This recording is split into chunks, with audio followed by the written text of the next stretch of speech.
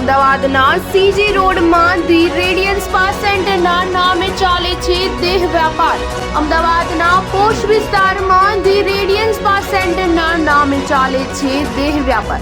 અમદાવાદના CG road વિસ્તારમાં સુરભી કોમ્પ્લેક્સમાં આવેલ ધી રેડિયન સ્પાના નામે ચાલી રહ્યો છે ઘૂંટણખાનાનો ધંધો. સ્ટાર ન્યૂઝ 7 ની ટીમ દ્વારા રિયાલિટી ચેક કરતા ત્યાં રિસેપ્શન પર બેઠેલો વ્યક્તિ કહે છે કે તમને જે જોઈએ તે છોકરી મળશે. બધી જ સર્વિસ અવેલેબલ છે. સર્વિસ પ્રમાણે પૈસા થશે, જેમ કે 8,000 થી લઈ 10,000 રૂપિયા. જેવી સર્વિસ તેવા અલગ અલગ પૈસા.